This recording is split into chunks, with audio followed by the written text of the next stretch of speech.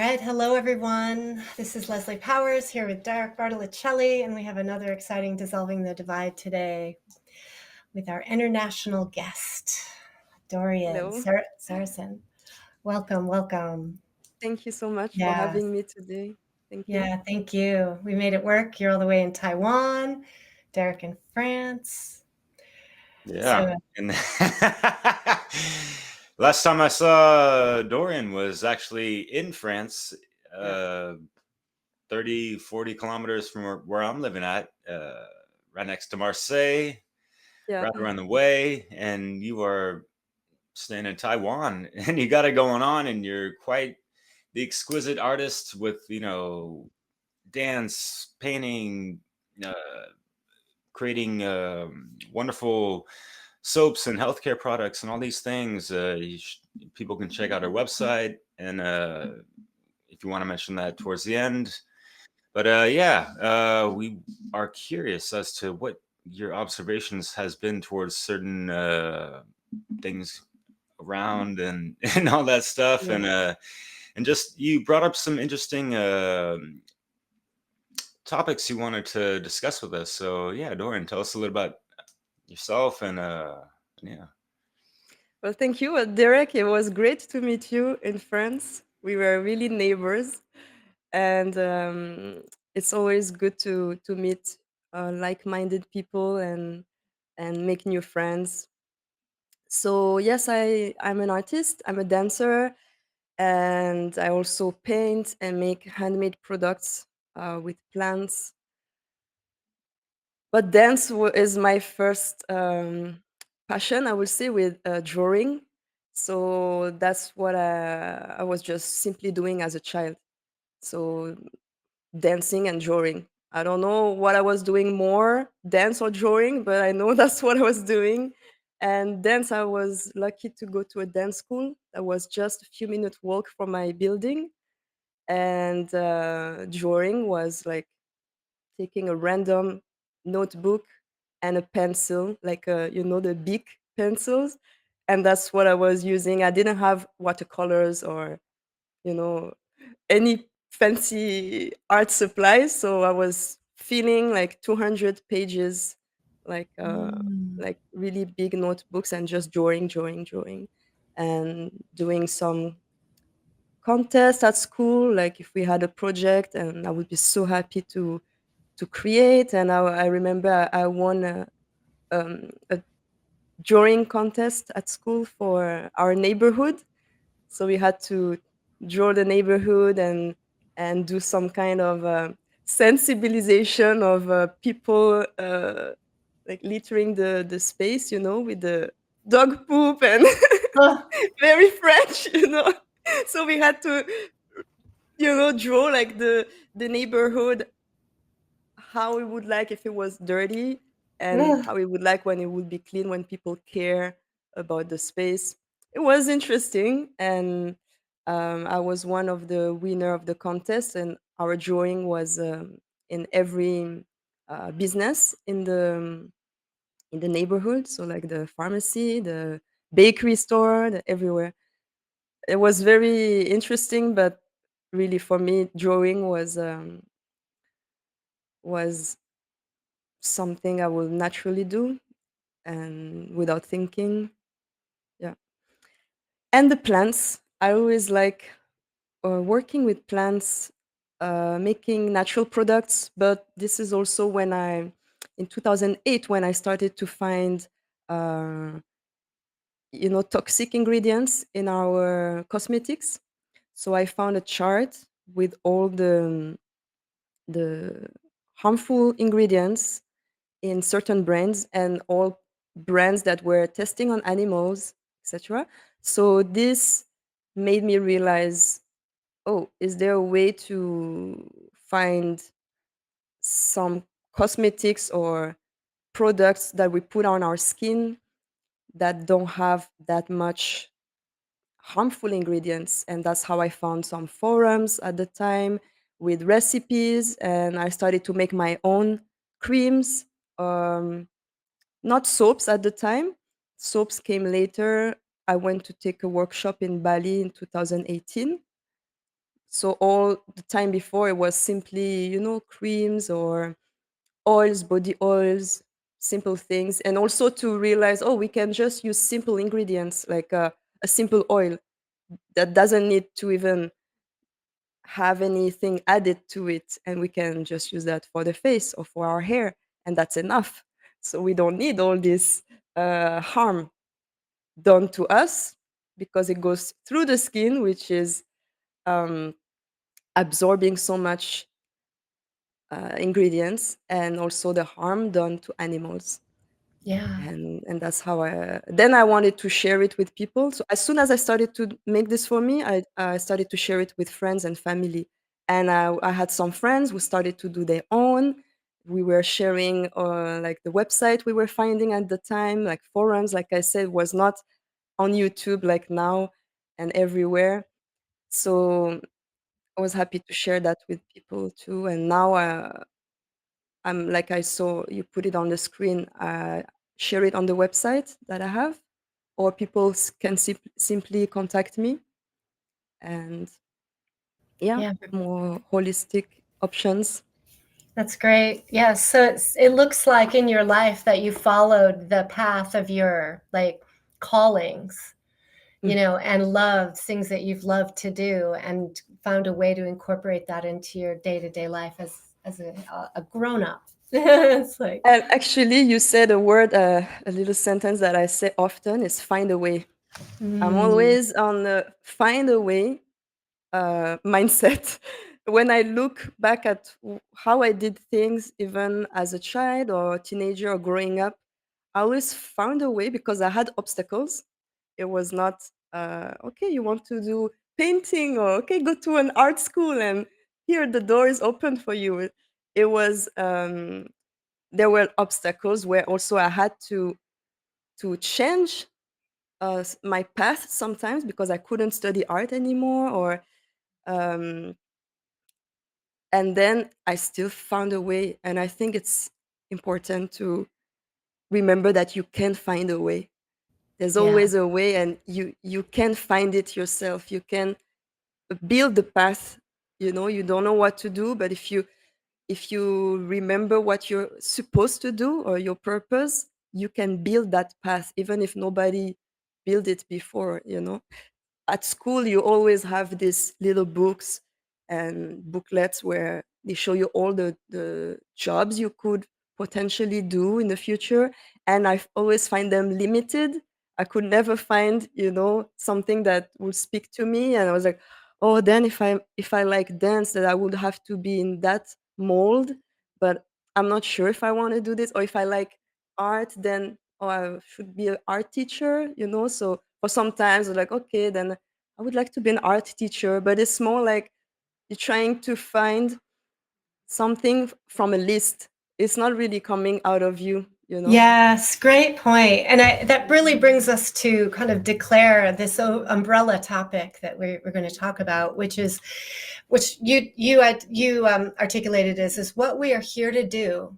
Our purpose, our calling from within, like you just said, versus what society or our family, our school system, etc., programs us to do, or pressures and coerces us to do.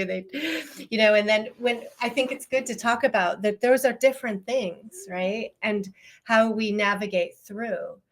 And my first question though is like, you said something about remember your purpose. And I think that that's sometimes with all of the programming, I think a lot of people they don't know what that is. They don't know how to figure out what their internal calling is. And I'd love to hear more about what your thoughts are on that.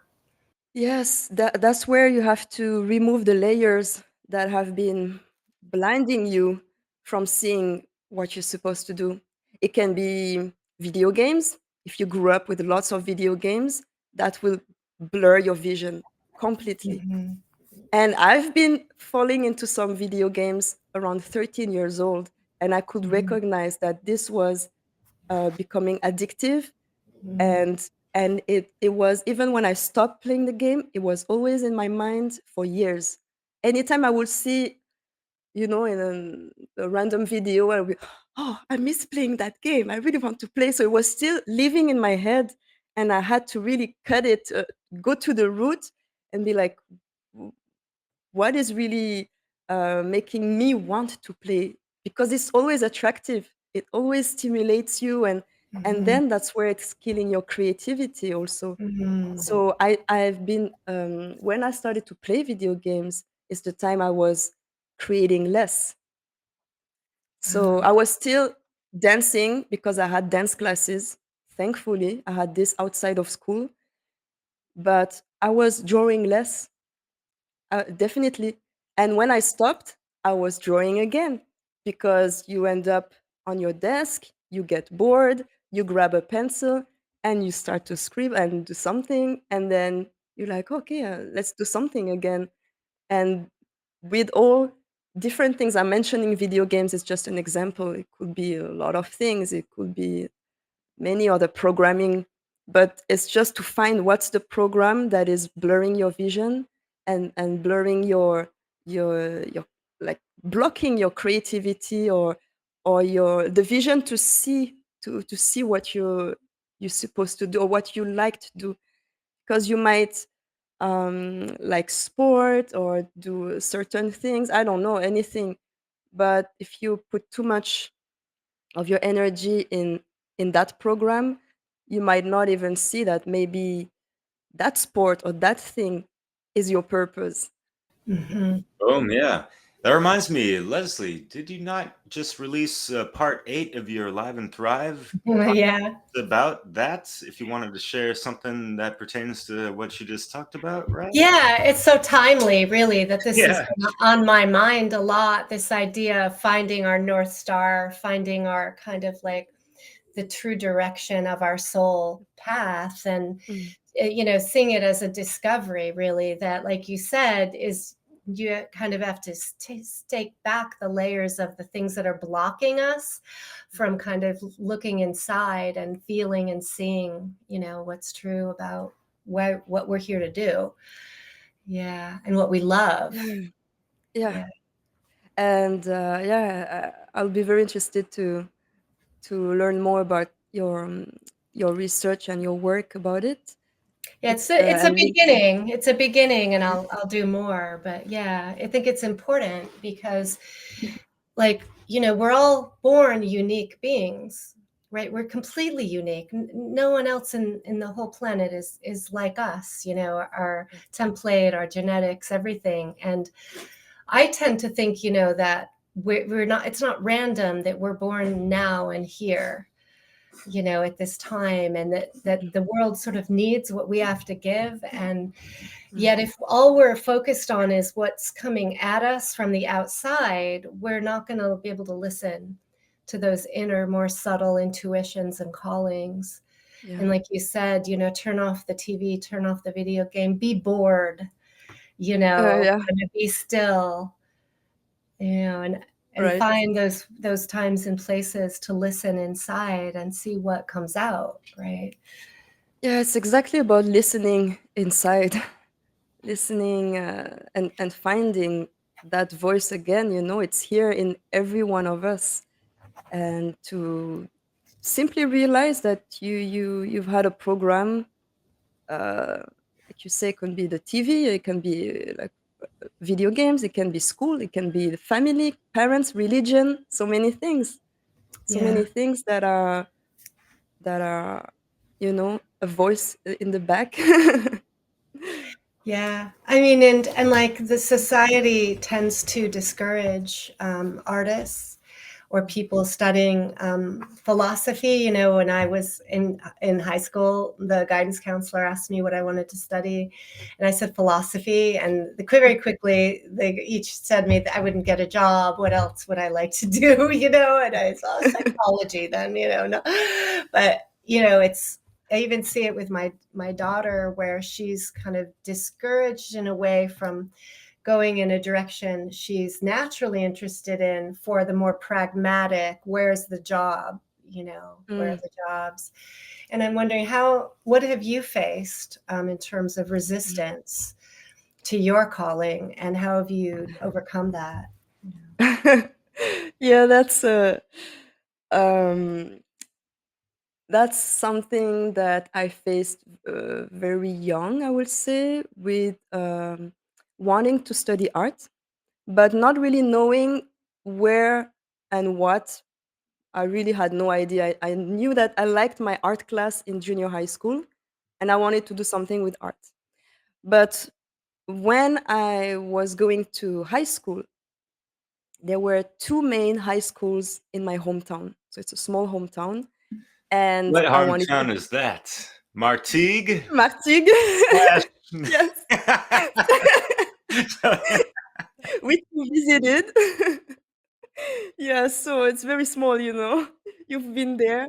And and I knew I wanted to go to the high school that had an art class option. So not even a main class, but I wanted to continue art.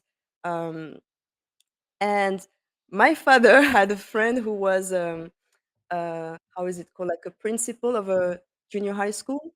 So yeah, a director, a principal. Yeah, I mean in French we say principal, but yeah. Anyway, so the person who A manages the superintendent, maybe even, but okay, yeah. How do you say it? An attendant, a superattendant? superintendent. But that could be like an overseer of, Mm, never mind. It doesn't okay, matter really, well, but you sorry. understand. It's not so important. You can His think of the position, his yeah. working We, position. we don't really, respect his authority, anyways. Yeah, that's the thing. It's exactly about authority. So because my father sees um, authority as something to be followed, and so he listened to his friend, who is for him knows better because my father is not working in a school at this position, but his friend is, so we should listen to him. And he said this high school has less success results than the other high school. So my father came back and said, "No, you have to go to that high school." And I was like, "No, I want to study art. I want to go to this high school." And it was very clear that I couldn't choose. I had to Mm, go there, and it was like this. So I couldn't really resist. I tried, and I thought, okay, I go to this high school, and I'll find a way. So that's always in the back of my head.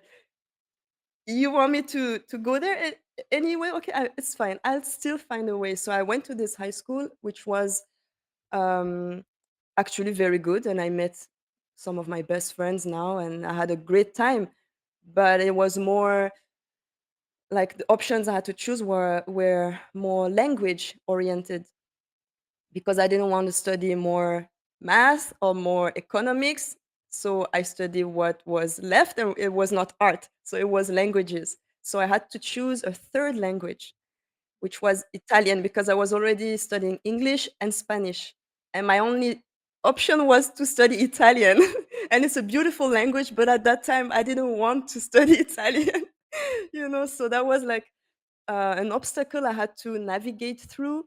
And eventually, in 3 years of high school, um, life happens in certain way, and I ended up wanting to study martial arts mm.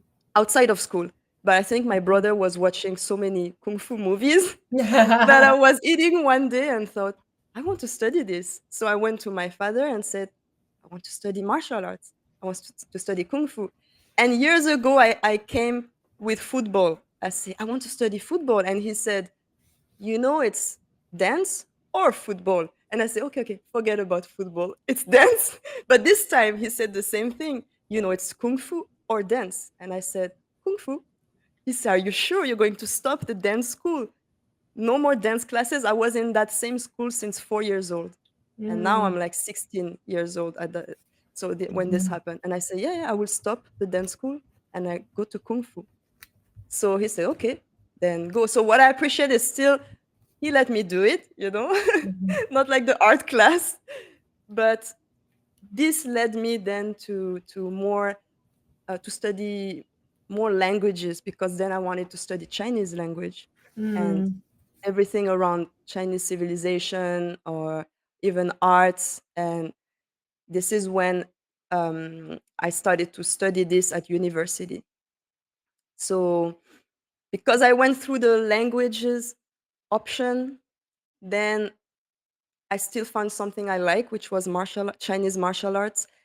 And because I was already in the language, um, like studying so many languages in high school, that now I started to shift my vision to languages. And I was Mhm. thinking, okay, I will go through art through languages. Mhm. So I think I saw languages as a form of art also. And I was like, okay, that's the art that I have in my hands now. I was still studying dance in high school.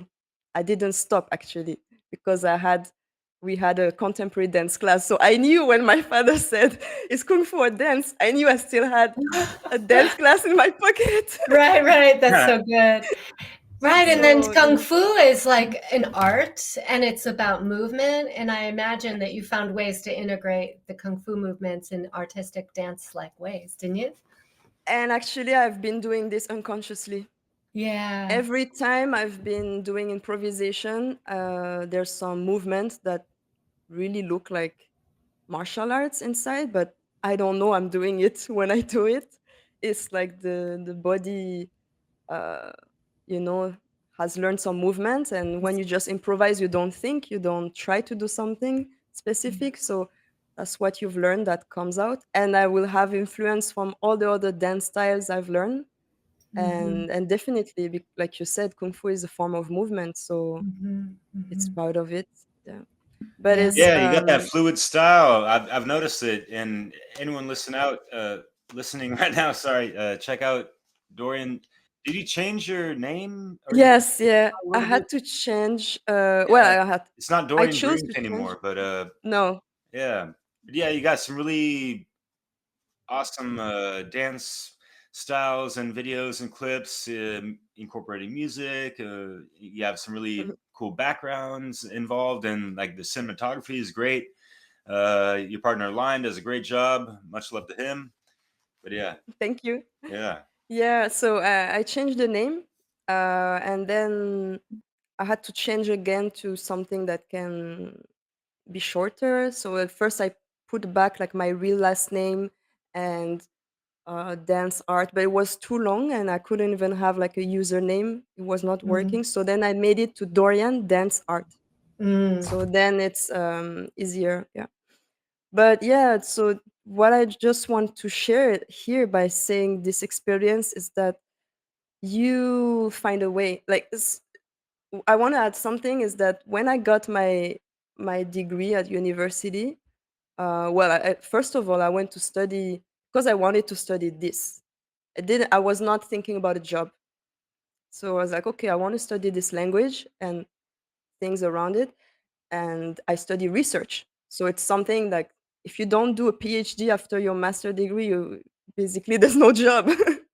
And but I liked to study this because it was very free and I was able to study my topic, to write about like to write what I wanted to write. I had teachers to supervise, but like nobody changed my text, or it was very free actually. So that's why I like to mention the studies, because it was interesting to study. It was not trying to brainwash you into like do this like this and be in the box, and it was quite free. And when I got my degree, one day I read it again and I saw the word art in the main title, like Master of like Language, Civilization, and Arts. I don't remember exactly how it's written, but there was the word art, and I was like, oh, I did it. I did something with art actually. I couldn't study the art class in in high school, and I didn't go to an art school like for painting or dance or. But actually, yes, I did study art. So I was like, yeah, you see, you can always find a way. Even if you get pushed here or there, you make your own path and you find a way to still do it. So, Yeah. That's anyway, I'm not. great. Yeah, I mean, a degree is not important in itself. I'm not saying that we should study and get a degree. It's not that at all. But for me to read art on that paper that where I spent my time and energy, and where Yeah. I really wanted to study art, it was like, wow, yeah, if you want it, you can have it, or you can Yeah. create it. That's what I mean, Yeah. create. Yeah. It's validating. And, there's like in your story, a lot of demonstration of persistence and determination and independent thinking, not really taking no for an answer, but also not being like blatantly defiant. You were, smart, and you were somewhat flexible, but you just kept persisting on that path, knowing what you were seeking. Yeah. Yes, that's what I was telling myself also. Like, okay, I'll move this way. Like, be flexible. Like you said, be flexible. I'll I find my way through it, and of course, I was not in something totally different that what I really wanted. So I still was able to choose to study language, because I could have chose economics or mathematics, or I Hmm. chose what I liked. It was not my Hmm. first choice, but still, it was something that I really Hmm. enjoyed. I Yes. really liked languages. So, and Ooh, yeah, does that I bring wanted to us say to? something else. I forgot. We'll come back. Yeah, if you want to think about that, I'm gonna mention some things because that could bring us to a headway where a lot of people feel like, all right, so is life predetermined in some kind of way? You mentioned how like things are programmed and yada yada, and yeah, even speaking with my girlfriend here in France, like she's got 3 kids and she's wondering how they're gonna navigate this reality and earn a salary without having to deal with going to university, possibly. But yes, in France, it seems like, yeah, you got to have that university to get a solid job and this, that, even though you can get jobs in whatever thing, but it's just seen as like, lower tier income, whatever. And who cares, right? But what I wanted to bring up, and this is kind of like falls into this umbrella. Ooh, look at my back. But yeah, around the circle, you could even consider like the Ouroboros in the fact that it's been distorted or inverted, perverted, of people are spinning in cycles, call it the rat race or whatever, or a broken record. And in regards to the dance of life, and people marching to the rhythm of their own heartbeat, unfortunately they're a little offbeat because they're not properly aligned, because they've been swayed this way or that way through social conditioning, generational whatever upbringing, and yada yada, being pulled from whatever. And these days it's unbelievable of all the social media and yada yada. So for someone to really you know get back into their own like dance of life and go through that trance and dance, the transcendence of all that shit, right? It's a tough task to tackle, but I'm sure you can help folks navigate and break those shackles. Yeah, actually, that's what I wanted to say earlier, and that I forgot. It's when you have to remember what you're supposed to do, or when you have to do it. One thing that is important is you cannot care about what people or society will think or say, because this will cover, I mean, this will hide your purpose. You will hide it to yourself when you're focused on what society wants you to do, Yeah. what they allow you to do, or what they make, what you were saying, like they discourage you, and financially, or uh, with so many levels. Like you talked about social media, it's part of the distraction also. It's distraction to remove you from that purpose. And when you start to care about this, about what people will think if I'm just an artist or whatever I want to do, but it's not something people see as a success in society, or what people will think of me if I do it. What How much money will I get? Because money cannot be your motive, cannot be your motivation. I mean, Hmm. it's first, it's the things you want to do. So there will be many things, or we can call them obstacles, can be what people think, can be money, can be the rewards you have from society, and this cannot be the thing you put first. Mm-hmm. Eh, Mm-hmm. this will not allow you to fulfill that task you have to do, not task, but that purpose.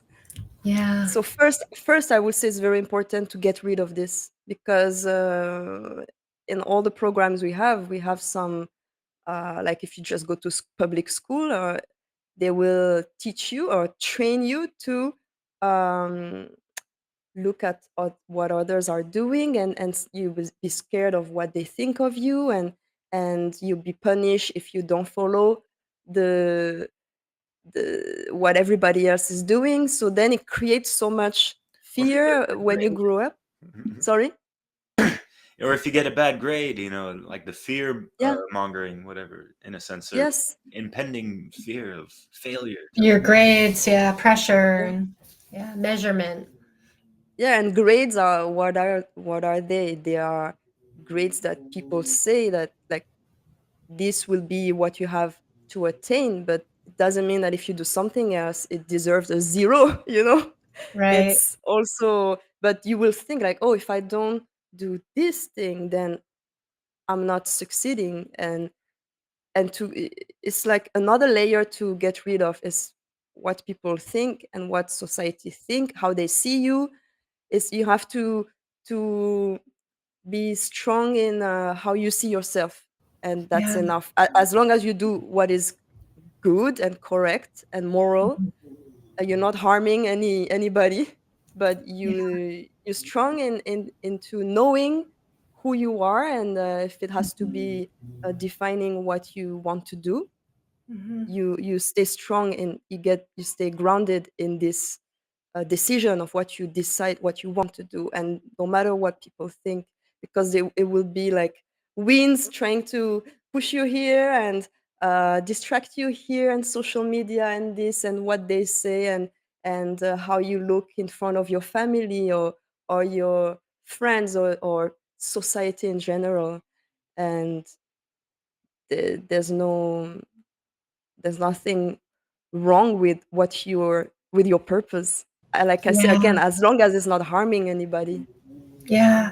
Do you have any tips or advice to help people with that difficult, like, task you just described? Because I think that's one of the hardest things is that people are afraid to be authentic and to go against the grain of society, and are filled with doubt or fear of being harassed, hassled or teased or whatever it might Yeah, be. And um, you have to realize who will be that person in front of you doing that, and why they're doing it, and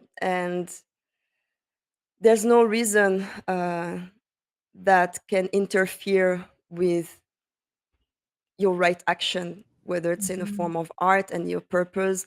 You need to understand that the person, um, maybe they're hurt, maybe they're just mean, maybe they're not in a good place in their life to want to stop someone from doing what they're supposed to do, or to laugh at them, or to tease, or to harass, or it's always coming from their own problems or their own traumas, or do you want to carry this on you and stop doing what you're here to do because they're they are they are not dealing with their own issues, and you cannot deal with those issues. So if you understand this, you also understand that you have your own issues to deal with, that you can only deal with, and then that's what's important to focus on.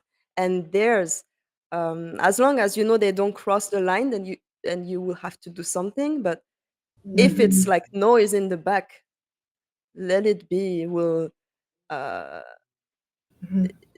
People will find it's sad actually, but because they are harming others, because they're not dealing with their harm, Yeah. their own the own things that hurt them, in the past or even still now. But at some point, Mhm. you have to realize the responsibility. Who is that responsibility? And if you start to take your responsibility to deal with that issue that you cannot really fix unless they really want help from you, then you will not spend time doing what you're here to do. And Yeah. that's a shame. And we need people to do. And maybe these people who are harassing or laughing or criticizing, maybe then they will see that they can do that too, actually, is Yes. because they're here to do this as well. They're here Yes. to And find their purpose. yeah. So the more you stay strong, then you become a model of a person who's strong, who, can inspire others, right? Yeah, Who's, if your who's, work can inspire other people, it's wonderful. It's yeah. because you want other people to also live their purpose and do Mhm. what they love and use that to, because you have to look at the situation in the world, sorry.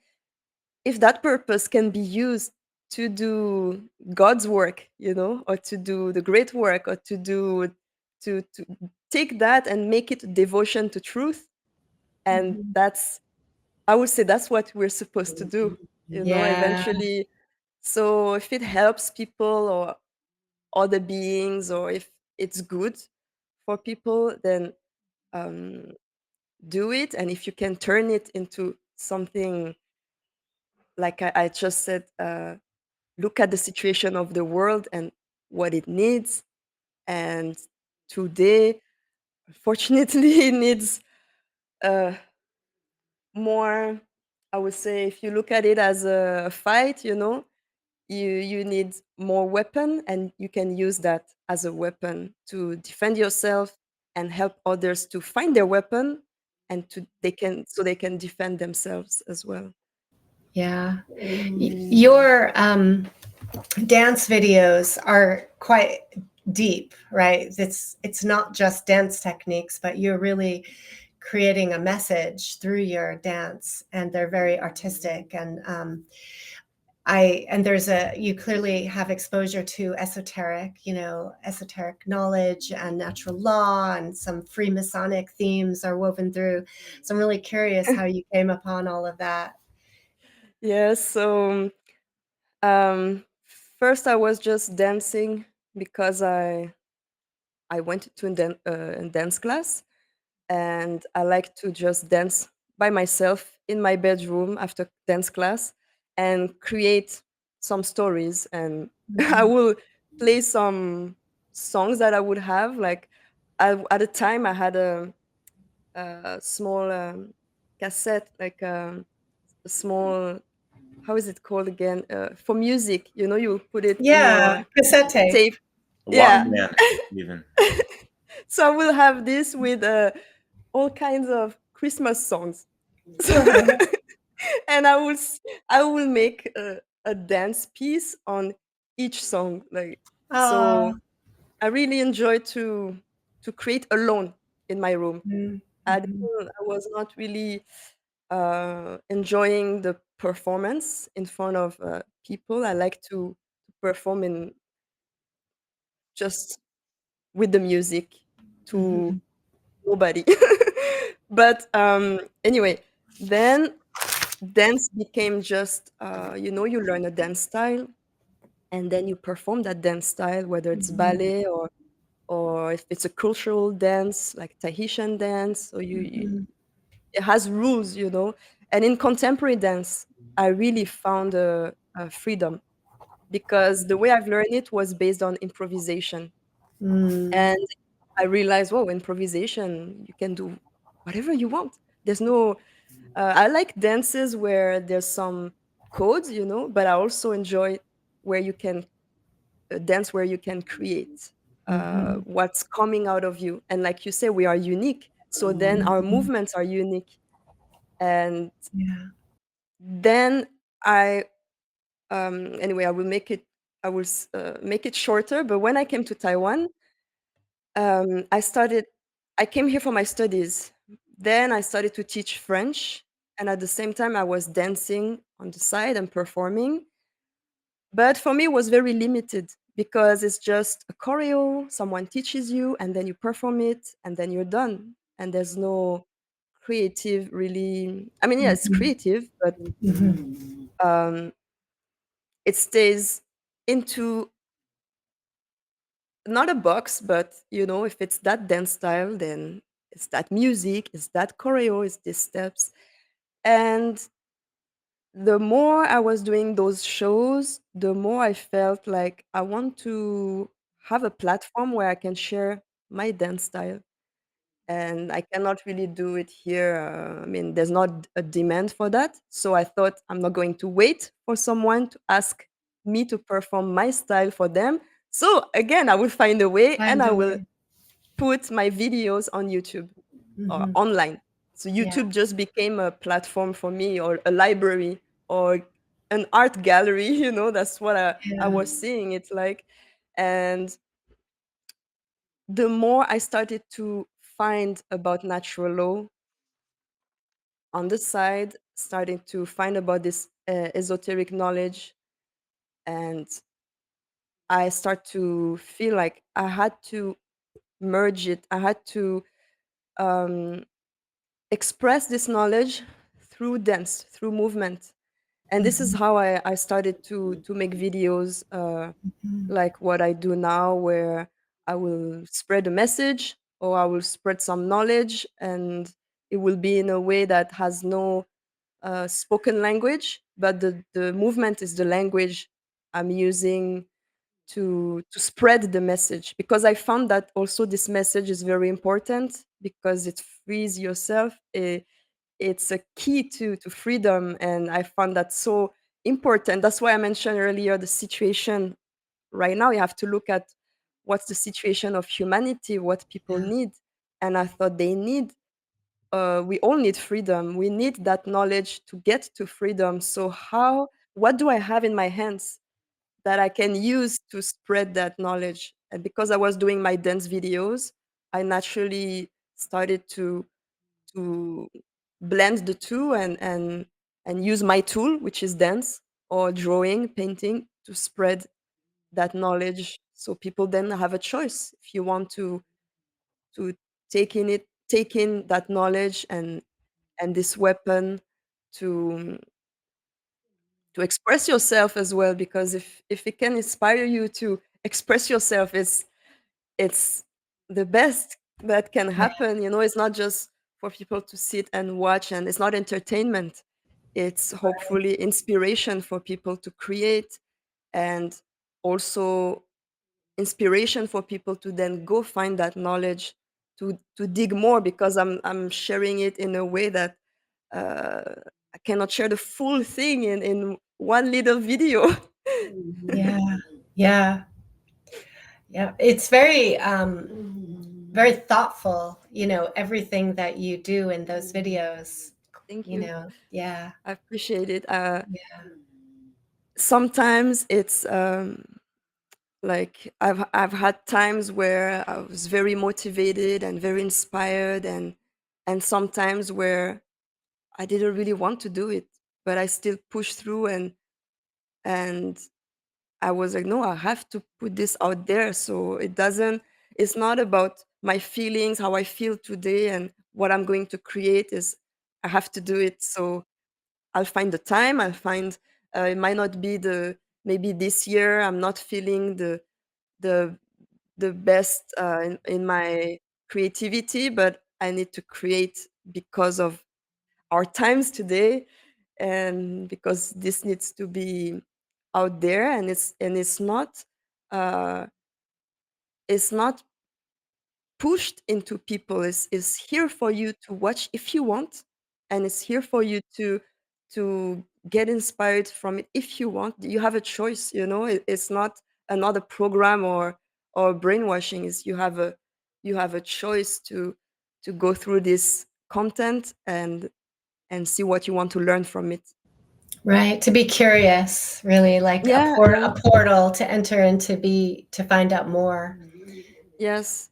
And also to not because it's so easy with all the programs we have to get stuck into what we think something could be. So, like the Freemasonry knowledge, we hear some things, or of course, it's not. There's some ways that things are done that are not we might not agree with, but you have to look at the thing from the source. What is it exactly? It's philosophy to help you understand natural law, or it's not what people have done with it. So for everything, you have to go back to the root. It's the same with religion. What's the first spiritual message of it? Not what people have done with it, and then Mhm. they use it as a program or a way to brainwash To people and control the to masses. control. Yeah, Yeah, yeah, yeah. exactly. Hmm. Yeah.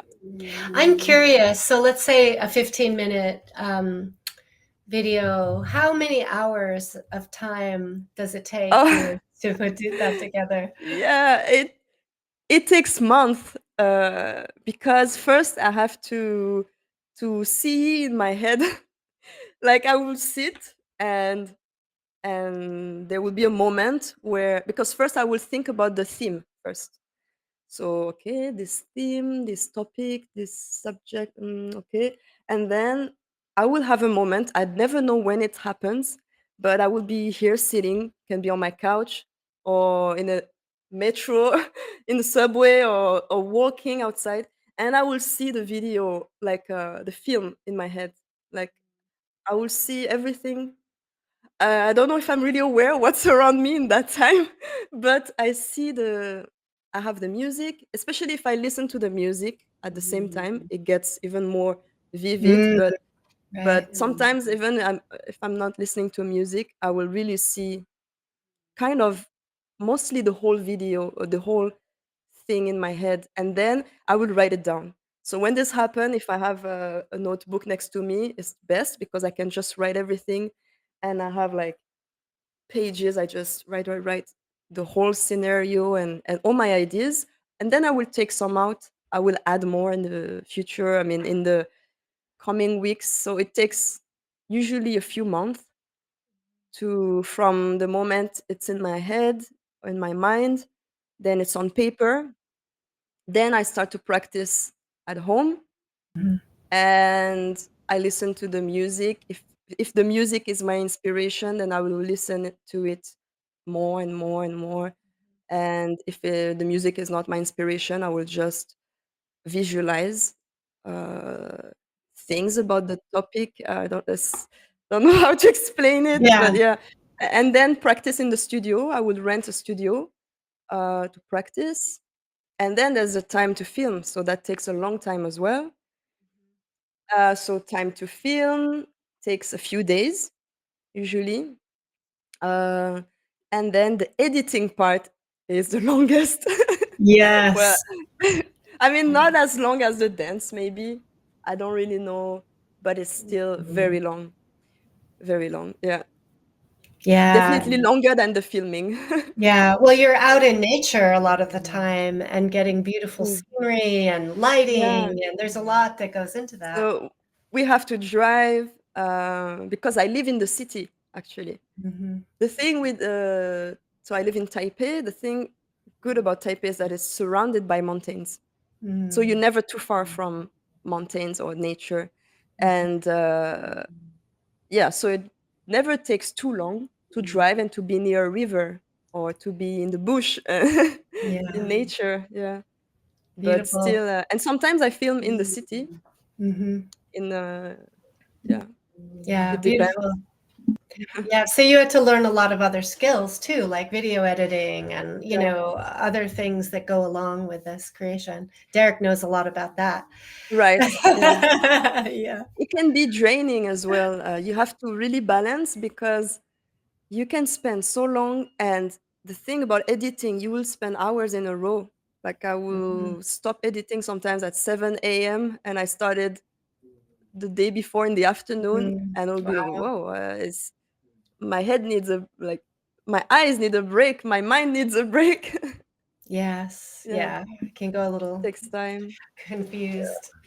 Yeah, Yeah, totally. yeah. So to really back in,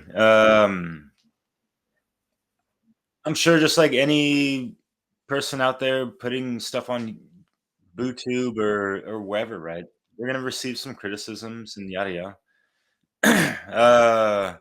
And going back to what you're talking about as far as like dealing with criticism and like just okay, like we can be open to like wanting to improve and hearing people out, but at the same time still stand within that I am and the fact that we know ourselves better than anyone else, Mm. right, guys?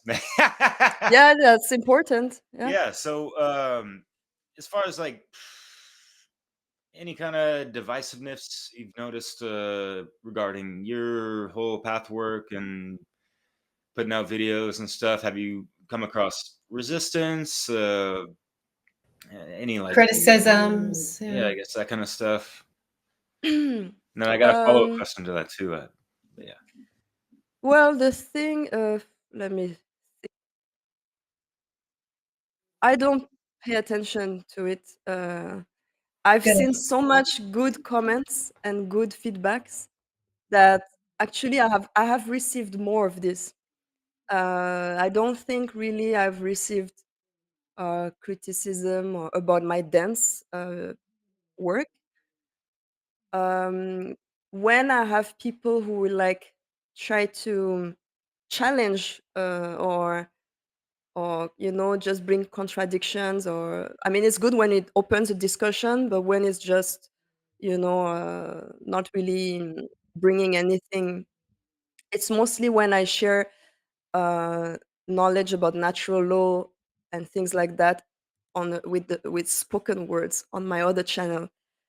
But even like mostly like when people come at me and be like, "Oh, I disagree with this. It's not true," and it's usually when I share things that are not related to dance, but with truth or some things about common sense, or where people are free to reflect on it. But sometimes people just come very close-minded. But through my dance work, I haven't really received um, this kind of confrontation, I will say, or criticism, or maybe I did, but honestly I don't remember.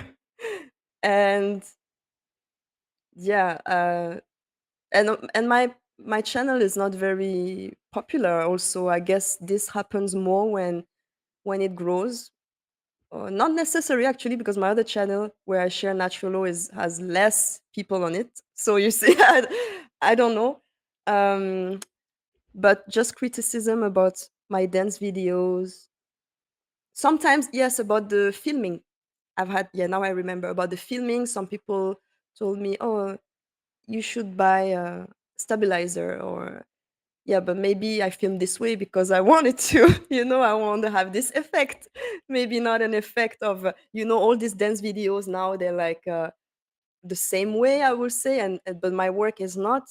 Um, just it's not a dance video to entertain you and please your eyes. So I'm not saying this is bad. This is looking great and it's looking awesome. And of course, I would love to have a stabilizer and do some work with it. But maybe I don't have one because it's a bit expensive, or there are other reasons. But sometimes people will tell you, "Oh, you should do that and you should do it like this and this way." And well, you could ask maybe first, why is it done this way? Because there's a reason. Yeah, and So also sometimes, that's a logical fallacy. They're not really understanding the message or what you're trying to portray. They're just looking at the aesthetics of it and like, oh, getting nitpicky about it. And like, yeah, what was that was their takeaway? That was like the only thing they had to say about watching your video. Like, they must have been so inspired, or what, you know what I mean? So yeah, it's sad people have that lens to see things through, unfortunately. So yeah, you just kind of gotta. But it does open up a conversation, if you will, to be like, oh well, what did you think about what I was trying to talk to you about? Did you learn anything other than that? This person does videos differently than what they like or whatever. Right? Like, I don't know. yeah, and for example, the thing about the filming equipment that came, I think twice from two different people or more, I don't remember. And I just had to brush it away because I was like, well, people are never asking me why don't I use a stabilizer, you know? And then I could answer them, well, I checked, I went to a store, which is true. I went to a filming store, I checked, and it was too expensive. So if you want to contribute to participate and help me get a stabilizer, I'll be very happy. But also, anyway, it's not really what I'm looking for. Uh, it's not the most important part of what I create. Of course, I will never refuse a tool that can help me bring more quality to my work. But maybe if I don't have it right now, I think people should ask first before telling you how you should do certain things. It's a good Um, point. Yeah. And the other way to look at it is like it's that I'm going to find a way to get my vision across, even if I don't have all the best technical mm, tools, right? Because if you're I, going to yeah, wait around to yeah. get XYZ to be able to do it, you're not going to get it done, You you never know? start.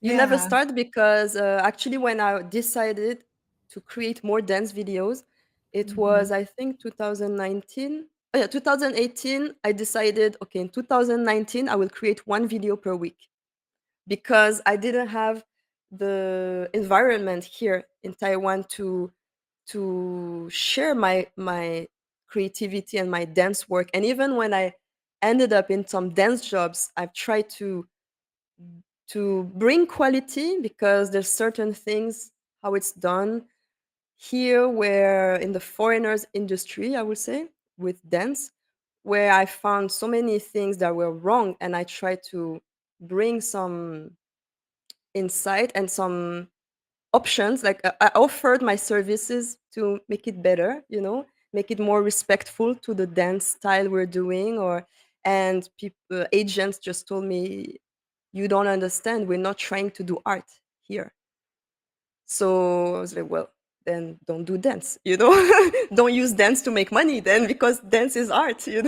So anyway, um but yeah, I lost what I wanted to say. Sorry. I forgot. It's all good. So we're Yeah. getting into the second hour of this conversation, and what's good with them solution in regards to like. So what are we talking about? What are we going to be entitling this video? I don't even know. We're exploring the mind of Dorian Greens, and it's a beautiful scene. And yeah, so my second question in regards to your experience in the dance scene, right?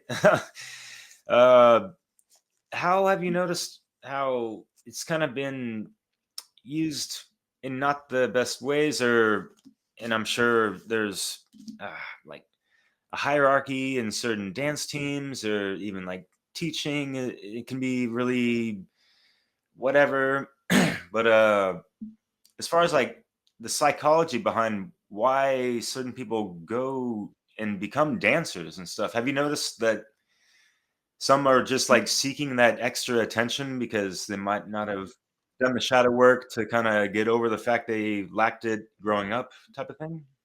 Yeah, definitely. They get exploited sometimes because they'll do whatever to get that attention, in a sense. Yes, yeah, and you have Hmm. some dance styles that people use for that reason. Could be for personal uh,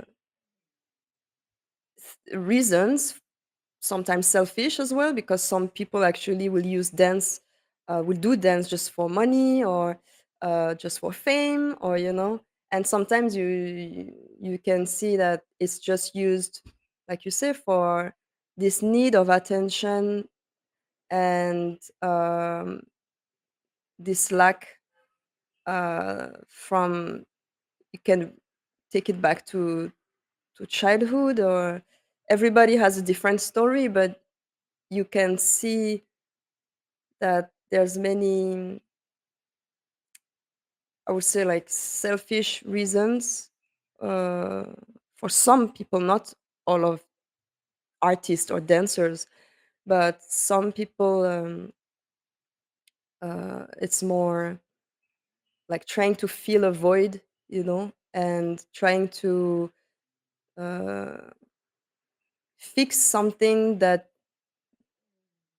that you need to work on, but you're not really aware of it. So then you find this dance, and you use it to just not think about it also. And there could be many reasons. Yeah.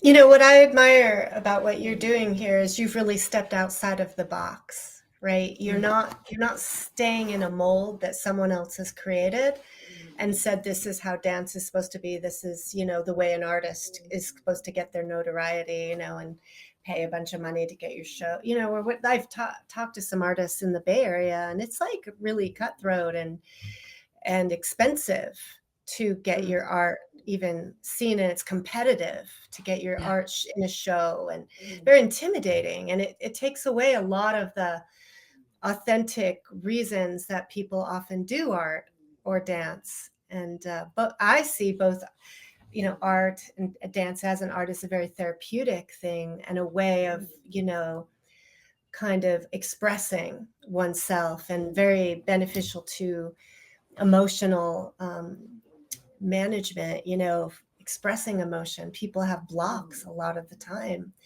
in, with their emotions, and art is like a beautiful forum to work through that stuff. Mhm. Have you noticed that? Do you have any comments on that process?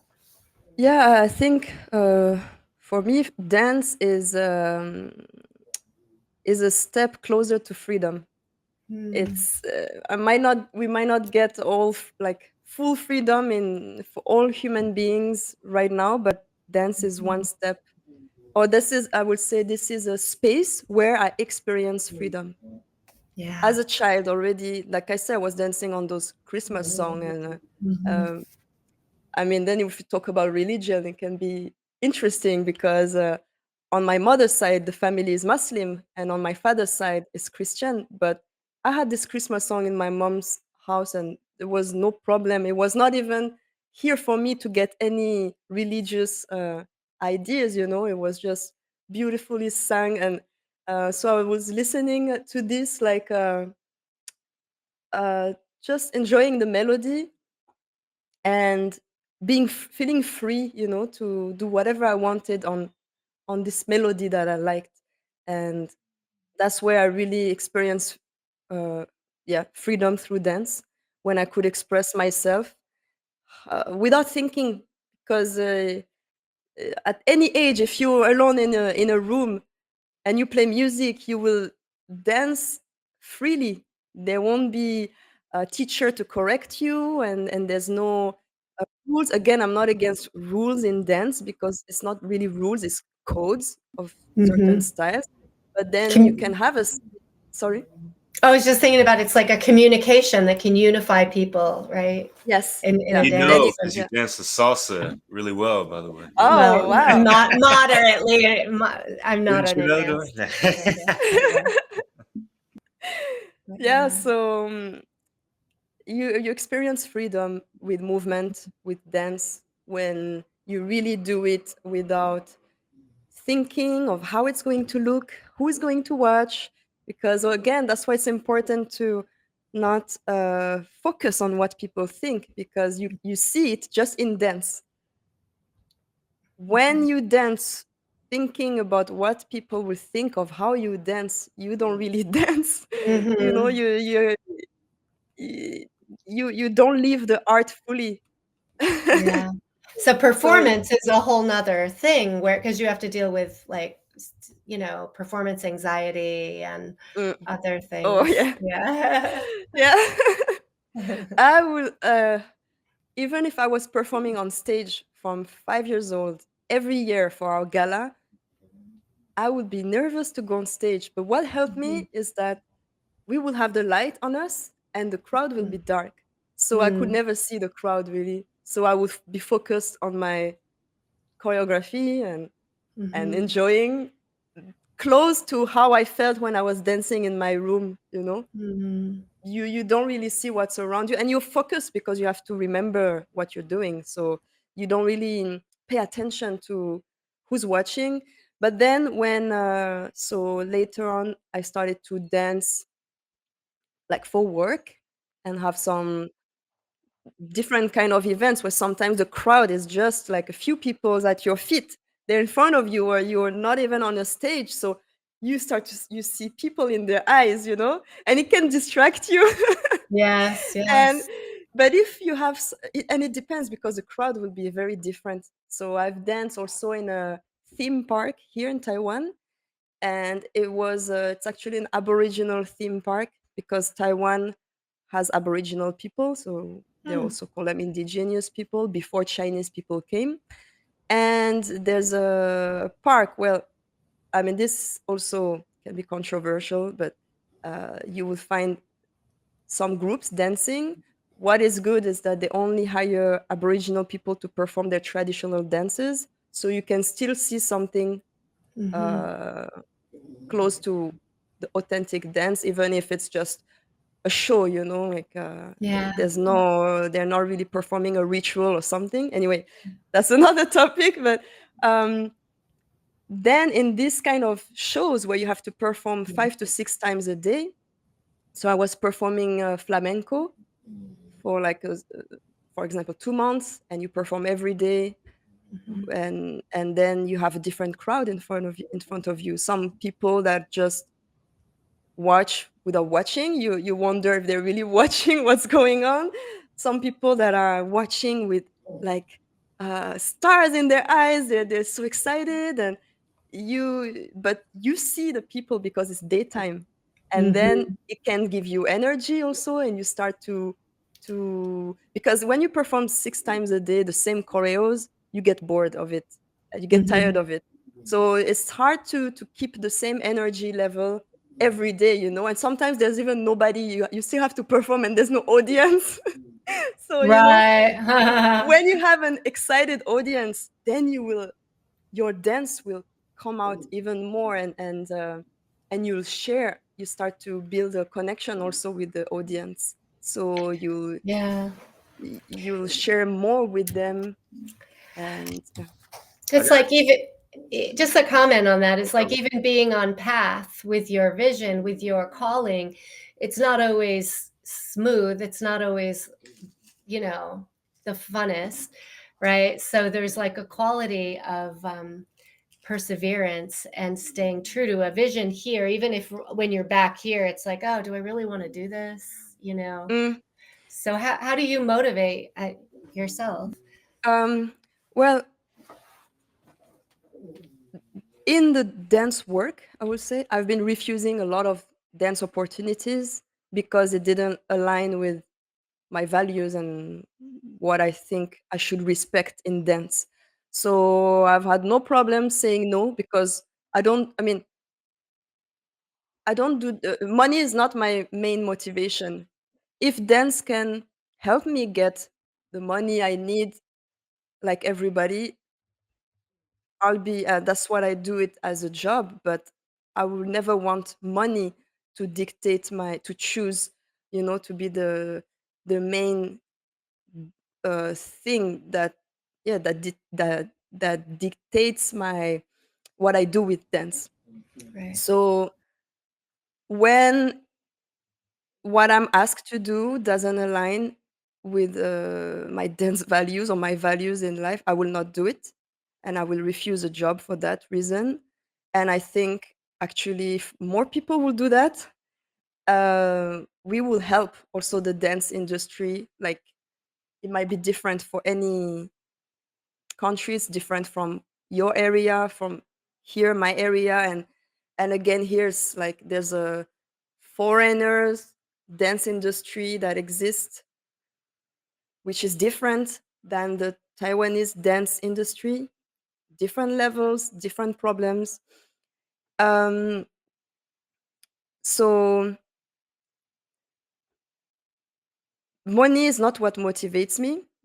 I can refuse dance jobs, no problem, even if I have nothing in my pocket, And then on the artistic dance side, dance side of my dance videos, I've been very inspired all the time. Very, very inspired. It will never stop. Like I will always have a list of videos I need to do and more and more. And even when I was saying I was doing my dance videos for every week for a year, some days I film my video the same day I was supposed to upload it. But I will always find an idea and something I wanted to express. But then last year, so some things happened where I had to take another job. I just stayed there for 2 months, but more like marketing related. And I couldn't dance as much as I wanted. I couldn't create as much as I wanted. I still tried to do, I still did it actually, but I could feel like as if my creativity was pressed down, was almost suppressed. And I was a bit worried because it lasted for a year. Yeah. So 1 year, so it's now, I'm getting back to finding my original imagination, I would say, and inspiration. It's almost like if it was a bit hijacked. I haven't been too careful, and I let it get attacked, affected, and now I know how to protect it. And still, I created I focus on the dance film for the Seed 5 conference, and I was like, I have to do this. Even and I was usually the imagination, the creativity, the ideas, they come like very, like I said, I will see everything and I will be very motivated by it. Yeah, that's the conference flyer. And it will nourish the cycle, like you get motivated because of the ideas. It's actually the topic that motivates me. So you see like metamorphosis, I was like, oh, it's so inspiring, or the music, or this, or there's always something that creates this motivation and this inspiration, and then I get very creative with it, and I want to do, I want to do it. But last year I couldn't find that light. It felt like the flame was I don't know, something happened, and I know from different things happen outside that affected it. You got off beat, off rhythm. You were in such a good flow. Yes, And you had to take a break exactly. and all that stuff. And that's kind of what I was talking about earlier. Like people are just off beat of what they want to do, but have to, kind of compromise certain things to pay the bill, Mhm. all that stuff. Yeah. And it's hard to get back into whatever flow, So all the ebbs and stuff of, yeah, like trying to yeah. create and have that free form expression and the free time to, explore the I Magi nation within yourself. Yeah. Yeah. And the free time, that the thing is, when I was doing my videos every week, I mean, I was doing so much, and I will find the time. That's the thing, because I had the flame was super big, was really uh there was this light was really bright inside of me, and I know then that it's not, it cannot be controlled from outside, but it's because you take care of your light. So I Yes. didn't take care of it. I didn't pay attention, and I didn't take care of my light, and then I still created. But the thing is, when I created, for example, the video for the dance film for the Seed conference, I didn't really like it. I didn't really. I was like, yeah, okay. I'm putting all my efforts. That's the thing. I know I have to do it well, or I have to. I cannot just do it halfway. So I put all my efforts and my focus and my energy, and also the time. I forgot to mention when I created dance film is the time of research. It's also a long time. That's part of it. Mhm. And so I was still focused, putting all my energy, but I was feeling a bit sad about certain things, or like the sad to not feel this light, the power of this creative light as I used to feel. So I was like, okay, I will come back. Will come back one day, but I couldn't force it. I couldn't. it's not something you create, you build. It's something you cultivate and you protect. And I didn't protect it enough. I cultivated it for years, but then I let it be affected with by outside situations. So yeah, it took me a year to find this back. So then once you realize things, then you can take actions to not let them happen again. So here, if I realize that I had to protect this better, then I know I have to protect it better in the future So what did you and be learn on from rhythm. that? Yeah. To Yeah. what were your lessons from that in terms of tips to help other people take care of their light and maintain it? The thing that I'm happy about is that I didn't stop. I Mhm. slowed down, but I didn't stop. Mhm. So yes, I created less content, or but I didn't stop learning. I didn't stop creating as well. But the thing I created, I couldn't be focused on too many things as I could do before. I had to do just one thing well, and it's okay. It's just one thing. Maybe in the moment I didn't like it, but now when I look at it, I'm I'm thinking, oh, it's actually like the other day I was telling my husband, oh, it's not that bad actually, it's I it's not that bad. And he was like, yeah, it's actually great. I'm like, it's also hard to be very uh objective with your own work because you can see where you could have done it um, not better, but yeah, like more improve this or. But then I just looked at it objectively and thought, oh, that's actually good. So I shouldn't be too hard on my work and what I create. And I'm glad that I did it. I worked on it. I shared it. I didn't like. My advice would be like, don't close yourself into a bubble where you end up not creating anymore. Create even if it's something small, or even if it's one big piece that takes you a whole year, but just keep creating, even when you don't feel like it. Don't force you to. um what I mean is don't keep a balance. Mhm. Don't force you to do something you don't want to do. Really, like if you feel like I don't want to do this, don't force yourself. But if you know that's what you want to do, if it's whatever form of art or anything, if I know it's dance, I cannot feel like I'm forcing myself to do it. I still want to do it. Actually, I was saying, I want this light again. I want to feel this again, like, and be like before, like, ta ta ta, like, really create. And I just realized I need to slow down. So if you need to slow down, my advice would be slow down, don't stop. Mhm. Trust some of the natural rhythms of our creative process too, because I think Yeah, it's not realistic to think we're always going to be at the same intensity and yeah, productivity all the time. Different things happen in our lives and where we may have ebbs and flows. exactly. Yeah. Exactly. You Things will happen, and sometimes it will be obstacles or distractions to take you out of this path, or to take you away from what is important for you to do.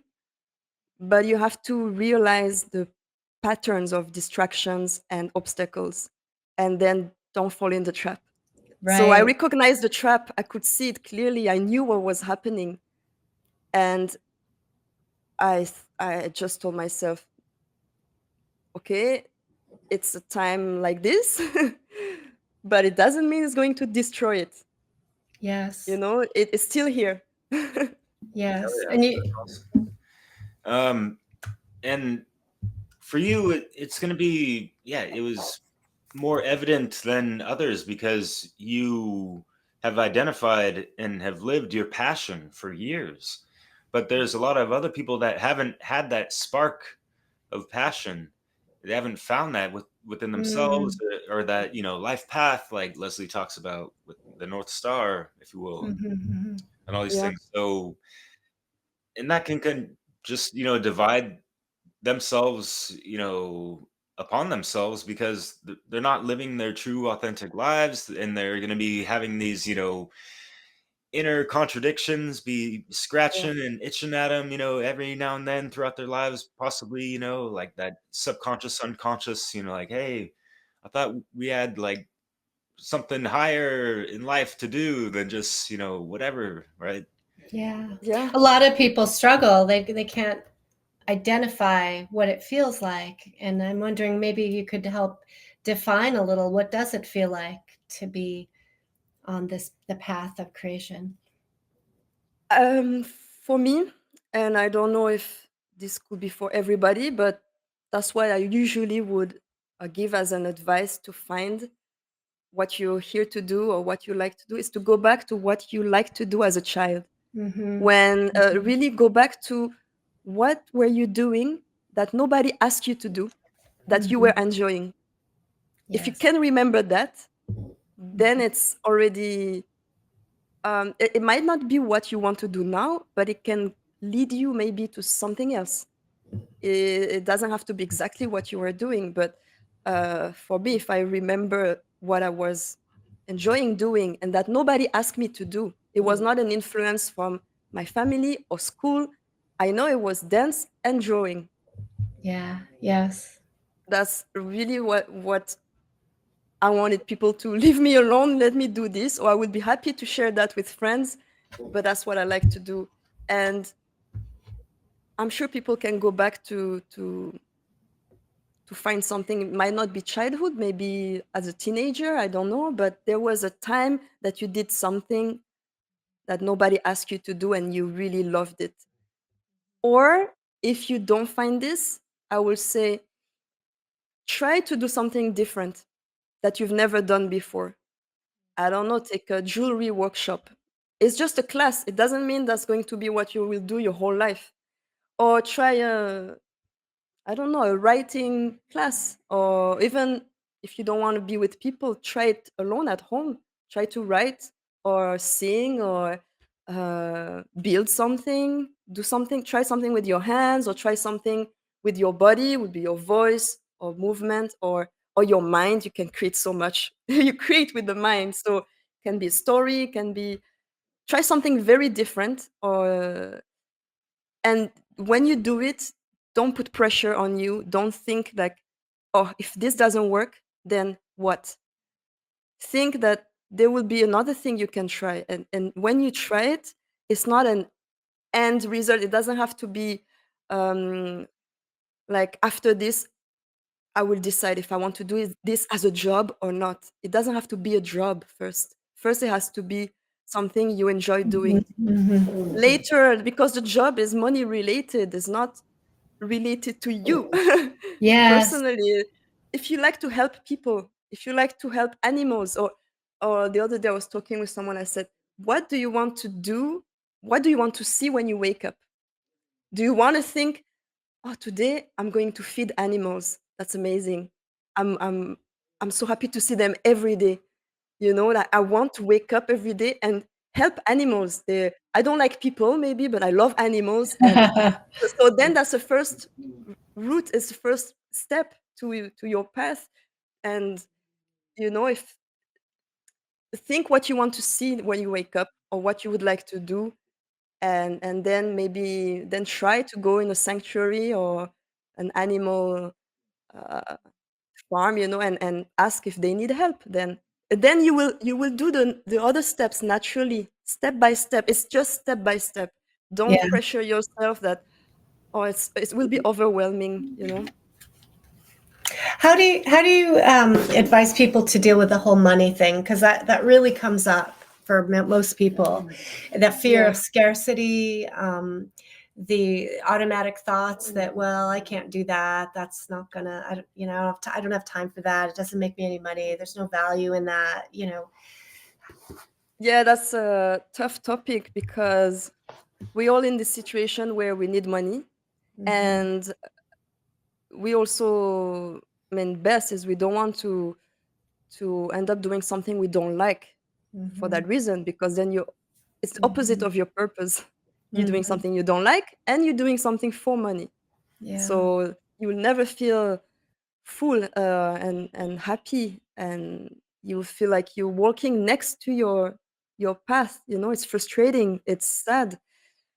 I will say, like, for example, for me, I started with a job that was not art related. I was teaching French. That was the first job I found after my studies in the place I am living. So again, for me, I see art as language as as an art. So I enjoyed it, but I knew it was not what I really wanted to do. So at the same time, I started to teach some dance classes slowly, and I was performing once in a while. I was just doing my purpose, I would say, or not fully, because I was just performing for someone else. It's not my art. But going there slowly. And if you need to keep a job to do your purpose, the best is, if you can do a job that you like, and at the on the side do the things that you love, and keep that balance if possible. So for me, it was possible, um, and I'm sure there's a way. We can find a way, because I was not making a lot of money teaching French, but it was just enough. I don't need too much. It's also about, if you want to do what you want to do, and it takes, uh, you need to have a part-time job, for example, so you can pay everything you have to pay, and at the same time do what to do. Then you have to be able to see that this is enough for you. I don't want too much. It depends what people want. Sometimes people want a big TV, and they want to pay so many things that you will need to have a job that takes probably most of your time. Then you won't have time to, if that's what you want, the material things, and you need to pay these, then you might not have time to do something on the side. And again, it depends what you do. Some people do very less, like they do less effort, they do very little effort, and money just come to them. They find a way. It's about finding a way, I would say. But I know it's not easy, because even for me, I'm in this situation. But I just don't, how can I say, I know if I want to keep this art with me, I'm not going to ask for a big job that will take all my time, and then I will lose my time for art. So it's to find this compromise, this balance in what you do. And as long as you have enough to eat and a shelter, and do you really need what you say you need? You Yeah. know? Good questions. And Yeah. it's like a commitment to yourself too, and to Yeah. this thing that it's like you're committed to because it's so important, right? It Mm. takes, it takes on an importance. Yes. And And I it think, takes also some sacrifice. yeah, So I might not be able to pay everything that I want, or to travel home whenever I want, but that's also my sacrifice. And then you never know in life how things can, sometimes when you don't really focus on money and put that worry, then something comes to you, and you're surprised, and you think, wow, I never thought this could happen. you know this is helping, this is a huge help, and you get some support from people that just enjoy, not enjoy, but see also the importance in your work. And you never know where this source of income, I would say, or like this money will come from, because we're always stuck in the work get paid, or have a government pay this for you, or but there's mhm, other ways that can yeah. happen. Yeah. Yeah, there's a certain faith or like trust, I think, Mhm. in how the universe will respond to you when you step into doing the right thing or the thing that's your call to do. Yeah, and I Yeah. always say money is not a reward. Like, money is not the price in this universe. So even if I don't get money, and or I have very little to survive, but then I can do what's important to do, money is not the reward. Money will never uh, um, define or the quality of my work or of our art, or it's not defined by money. Of Yeah. course we need it, and but there, like I said, there's a way. Sometimes we'll have to do this a bit work here. Like sometimes I have to take some performances that I'm not really like I say, I will refuse really work that I don't want, that I don't align with. But when I do a dance job, it's a dance job that will help me, Mm-hmm. uh, even if, Mm-hmm. like, well, now actually, when if if agents ask me to perform, I will be very selective on the Mm-hmm. style. And the problem I had before is I ended up doing style, like performances of styles that I know very well, that I was teaching, but I've been told to do choreography from a YouTube video that was taught to me through someone who watched the video but is not a dancer of this style. So that was modified. So then I ended up being told to do a dance on stage that looks um, like like I have the French word like déformé, like deformed or something like Distorted? that. Distorted, yes, thank you. So then when I ended up here, I was like, oh, never again. So now I will be very specific when they Mm-hmm. ask me to perform. And I've had some performances, but not many. Not many. So there's always, like, for me, I try to share also my products, my handmade products, to have this financial support. First, actually, I share them with people who would want to support my dance, because it's all online. Is There's no uh, I mean, I don't do it again for money, but I was thinking, if I could just do this, maybe I could offer something for people to make like a donation and receive my handmade products. That was Mm-hmm. my first idea. Like, maybe this could support my dance. So then I thought, okay, I will work on making these products better for people, not just the ones I use for myself, but make it like a product they could buy. And so I try to find ways around, to get the income, that like basic income that we need. Mm-hmm. But again, for me, when I started to focus too much on the products, I realized I need to find balance. In I'm like getting here, and the dance is going down, and Mm-hmm. I don't feel like that's what I'm supposed to do. I'm not supposed to just make soaps, you know? It's Yeah. and also I see the results. They're not really Mm-hmm. like when I was doing uh not so much work to promote it, I had a certain result. And when I told myself, okay, I'm going to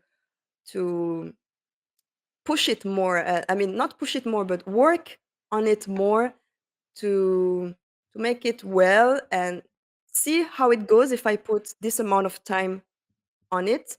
I didn't see like huge results, like almost the same. So I'm thinking, well, if it's going to be like this, I'd rather just work on my art and my dance and still do it on the side.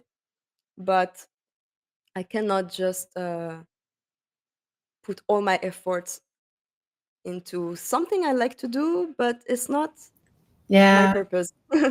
Yeah. I love how you're so true to yourself, really, and Yeah, giving to something bigger than yourself at the same time. It's like these two threads that you're weaving together. And I feel like, we'd have a better world if, more people were able to commit to this path of like discovering their purpose and following it. And what do you yeah. what's your vision of like, what do you think could be better in the world if, a whole bunch of people kind of did I this? think if people were true to themselves and not letting the outside voices affect them, in terms of knowing who you are, knowing what you're here to do, and people will be happier.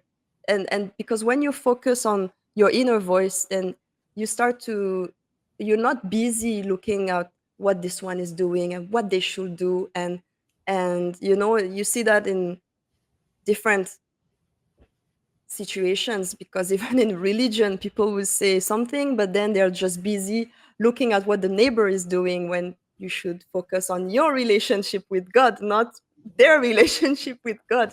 So there's so much contradiction, and people are not happy in the end because Mhm. there's no freedom in that. And Yeah. when people will understand freedom, and they will allow freedom to exist, not try to control, they will just control themselves, not try to control other people, then that would be wonderful. That will be a place where people are happy and people will be free to find their own voice, their own purpose. Yeah. It will start with freedom, but people need to understand freedom and how they are destroying freedom by trying to control uh, other people and not control themselves. Yeah. Yeah. Are you Very talking about good. being misaligned to natural law and stuff, transgressions and shit? And Mm. yeah, going back to what you mentioned in the very beginning, as far as all these layers and stuff and things we have to unravel, and yeah, that harkens back to several shows we've had, uh, especially Loomis from Chinatown Radio out in Hawaii. But yeah, as far as like peeling back these layers and stuff, we could see the layers as all these religion, whatever false belief systems, media, and all these other things that are like these extra voices that get into our head in a sense that kind of can blur out and or And divide us all the yeah, time. so yeah, it kind of gets flooded out or whatever, drown our inner voice is drowned out by all these other ones in a sense, so to kind of like get them all out of here kind of thing, or just yeah, you know what I mean. And the thing is, we need to, like, what I would love people to remember is that they have this inner voice. They just have to find it, but they have the power to change the situation. To Mhm. first change their situation. If you're in a job you don't like, or if you've always been doing something that is far from what you like to do as a child, or you can feel you're not doing what you're supposed to do, you have the power to see these distractions, see these obstacles with your own eyes first. And you have to actually realize this yourself, because I can put this in front of you, but if you don't want to see it, then your situation will never change. So, first, you have to see it, to remember that you have this power, this willpower to act, to change the situation, and yeah, to create. To be who you're here to be, and to create what you want to create without causing harm. But you have this inside of you, you have the tool already to take action.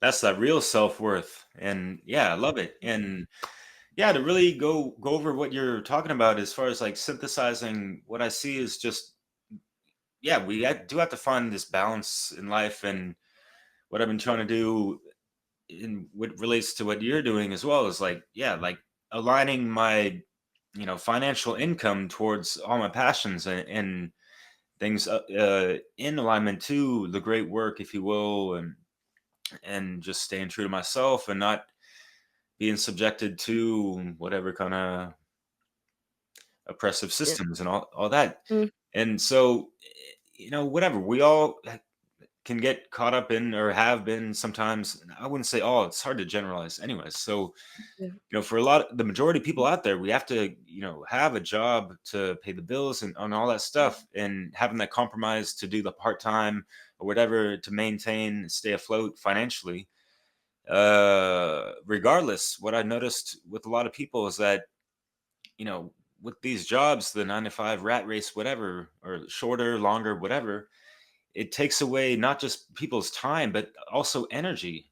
People Yeah. come in drained at the end of the day. They don't have even if they have the time, they don't have the energy a lot of times to, do what they've really loved to do, unfortunately. So for people to find, ways to, kind of taper off the energy exertion towards, their financial job and save it for the after or before even, people can find ways to kind of, circumvent this, way of life that's kind of controlling them in a sense, right? Yeah. Yeah, I remember when I was teaching, I was like paid a part-time job, but the hours were spread out where I was working full time and I was going all around the city. So the transportations were like taking me so much energy and I was drained, like doing part-time, but feeling like a full-time. And this is when I also realized I have to to keep doing my dance because I was very tired. I was still taking dance classes as a hobby or on the side, but I thought I have to change something, and it didn't happen in a moment, like super fast. I had to still keep that job until I got more dance opportunities, started to have more than dance jobs, like the performance work as well as teaching. But I tried to build my my exit door while I was working in that job that was taking a lot of energy and not paid full time, but working like full time. Like I would be in a school from 9 to 3, but I would have only 3 classes, so 3 hours. I was paid 3 hours from 9 to 3, but I'm stuck at the school, and then I will have another class from 6 to 8. So I will have a day outside, like teaching from 9 to 8, but only 5 hours, and then I would have to pay my own transportation. I was very tired with all the transportation. It was really making me exhausted. And at the same time, I started to organize events, dance events. That was taking me a lot of energy. I was not making money from it. I actually was losing money from this. And there were some year I couldn't go home because I put all my money in the dance events, but that was my choice. And then I had to look at what I was doing and change something again. So it's always look at what you're doing, what you can do around it, what you can do with it. If you want to exit that job, what can you do on the side to, it doesn't have to be every day. You could have just, like, I had a dance class on a Saturday. So I could rest Friday night after a whole week working, and then the Saturday I will keep it for my dance class. And I was so happy that day. I was looking for Saturday. I was so excited because when it's something you like to do, you don't think if you have time or energy to create that class, for example. I was so inspired while listening to a song. I was, I'm going to teach them this choreography. So I was finding back like my dance archives. What did I learn that year? Oh, yeah, this choreo. And I was so excited. So I would put the energy, but I understand every day after work, I wouldn't have that same energy. I would be very tired from the job. So it's just to, if you can build slowly, then it will grow. You will see it will grow. You will have more things happening around it. And then the other thing is going to become smaller until you can stop it. Uh, but it takes Like my time. sleep. Just kidding. Sorry. No, Sorry. you did a Yeah. really good job of really painting that picture, and I think that it does require, like you said, that determination to keep finding a way Yeah. and to do that self-reflection, to be honest with yourself, Yeah. right? About the situation, the energy drain, and then to take action, to change it. And I think that, one thing that people could really work, that will benefit people is to be more comfortable with some change. Making changes is what I'm hearing. It does take like a flexibility and a Yeah. willingness to do things differently and try new things. And I know a lot of people are very reluctant and scared around change. So if that's, Yeah. yeah, Sorry. Yeah. I want to say that when you make changes, you need to understand that you can be not you're not controlling the. It's not like you control things, but you are the one making the change, so you can make it go maybe this way, then things will happen. You cannot control everything, but you're navigating your boat, so you might have a storm. Like my father, actually, that's something I love to do with him. Is he had a sailing boat when I was little, and then he stopped when I was at my last year of elementary school. So maybe around until 11 years old, we were always on the boat, and I've learned so many things that I can use in life, like facing a storm. The sea was very calm a few minutes ago, and then you have like everybody doing so many things, and like the boat being you're like it's going to sink. I mean, when you're a child, you're like, oh, what can happen, but it's that you have to understand that you are the sailor of your boat. You cannot control what the universe really, will bring to you, like the storms or the calm weather, or whatever, or some technical problems on the boat, but you navigating, so you can take it to some directions that you want to go to, knowing that there will always be something unknown or something you cannot control, but you have uh, you have the power of you have the control of your own actions. Then the results you cannot control, but you are here navigating your boat, and Boom. it's not As we say someone in else English, doing it. Right? sorry, in English we say being the captain of your ship. Actually, Yes, yeah. And that's it, right. I had a funny smirk earlier because like you don't want to be caught being the drunken sailor on your own ship and get washed Right. over your life. Right. You know what I mean? But yeah. Yeah, it's a good Yeah, one. And exactly. and sometimes things don't work out exactly. So, it's also like accepting that you might learn things through some failures, perhaps, or things that don't go the way you want, but that, Mhm. always sort of like making adjustments, I guess, Yes, making adjustments, yes. Yeah. And Yeah. not being afraid of the adjustments, because Hmm. you making them. Is not everything comes to you from outside, is you also putting something outside of you there. And why being afraid of this, change also comes from you participating in that change, so you can Yeah. just trust it, Yeah. It's Right. exciting. So I'm thinking we're about to the wind down point. So any questions that you have, Derek, and then for you, Dorian, to think about any Oh points that yeah. you want to make that we haven't made yet. Okay. Um, as our good friend likes to say, Brandon Spencer, you got that natural love. I like this one.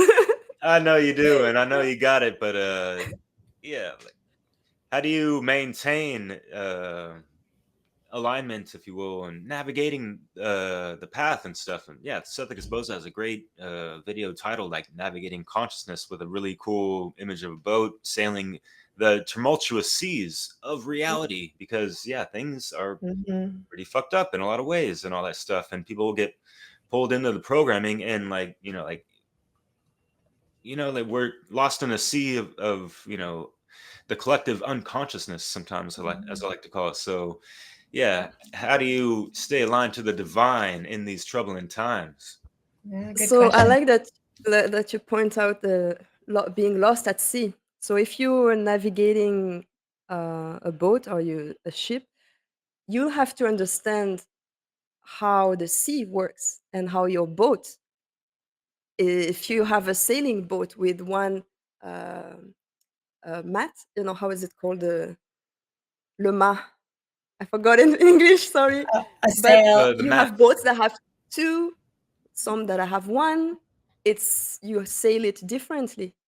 You need to understand the language of the sea. If you don't know all these rules, I would say, you will be lost at sea and never found again, because my father was teaching how to sail also to France, and you need that knowledge to sail. So to navigate in your life, you need also knowledge. So that's what I will use to navigate through life, is with certain knowledge. And when I really realized that the knowledge that I needed was that one, is when I found the knowledge of natural law. And it made things easy, really. Because I mean, it made life easier to navigate. It doesn't mean things are not as hard, or like might be harder than before sometimes, or I mean there will be difficulties, but with knowing just the difference of right and wrong, that you shouldn't harm another being when you make your decisions, it's very simple. You don't have to think too much. You don't have to start to go, yeah, but what about this and that, and this one say this and this one say that. It's very simple. Is this right or wrong to do? Does it harm another being? Then if it does, then I don't do it. That's it became my foundation to make decisions and to see through life. Because then if, oh, I'm asked to do this or that, maybe before if it would feel wrong and I would not know why. But now I know that it's wrong. It's not I just feel something is off, or I know, and I know how to navigate because I know the rule, the universal rule of this natural moral law of objective morality, and I know what I'm supposed to do and I know what I'm not supposed to do, and that it's not for me to choose it, and then I know how to navigate. And again, it won't be easy or just easy or just hard, or it will be always up and down, and I just have to be, like you said, on the rhythm. But only with knowing that knowledge, only with knowing this tool, I can navigate with it. If I don't know how to use it, if it's a compass, I don't know how to use it, I will never get through the sea, through the storm. So for me, it's really to understand this natural law and this knowledge around it, and that makes me able to understand how to navigate. And that's why also I try to share this message with people, this tool, I will say, this key, or so they can also navigate, because you see people lost at sea because they don't have this knowledge, and you try to give it to them, but they say, no, I don't believe in this, or no, well, it's just a tool, it's a knowledge for you to actually do what you're supposed to do, and do the right thing. So it's not something that I've created, or that I think is good, or it's really a tool. It's, you wouldn't uh, have this kind of rejection if you were at sea in a storm and you are a visitor on the ship, but you have a captain, and the captain knows how it works. He learned, he got the knowledge of the sea, of navigation. He knows how the compass work, how to navigate, how to go through a storm, and you wouldn't be like, no, I don't believe you. In that kind of situation, you will trust the captain. But here you can be the captain too. Actually, we are all here to be captains. It's a ship, or it's a sailing boat that it's our body, and each sailing boat needs one captain. And so your body can only have one captain, and it's you. It cannot be outside. It cannot be government. It cannot be your neighbor. It cannot be, uh, I don't know, a religious figure, or your parents. Is You are the captain Right. of your own sailing boat or ship. I don't know what you Vessel, want to also we say. navigate. Yeah. Yeah. Yeah, your vessel. I love that. Yeah, I Yeah. think it's very simple actually, and I hope people could see the simplicity of it, and and then use that knowledge to experience freedom.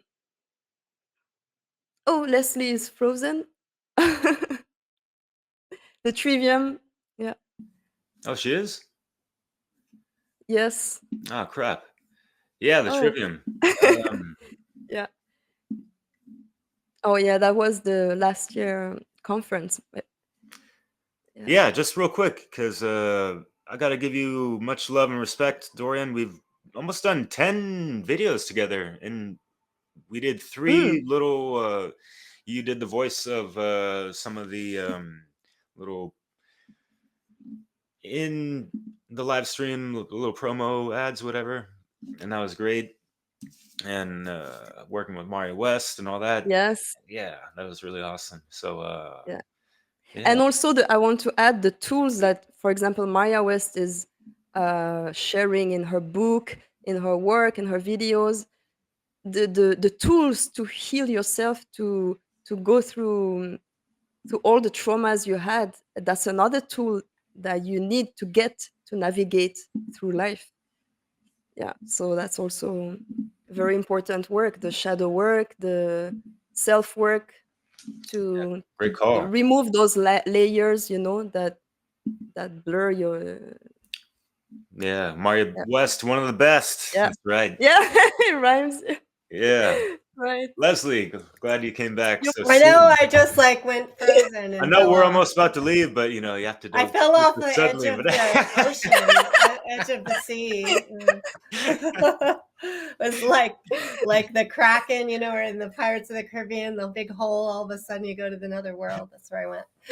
yeah, well, it is Monday or Moon Day, and it's It's about Sunday where about I'm to be at. full in Scorpio, something like that. So Oh, yeah, that's watch my Okay. sign. Yeah, out. Oh, it's my ascendant. Yeah. Oh wow, cool. yeah, yeah. Hmm. All right.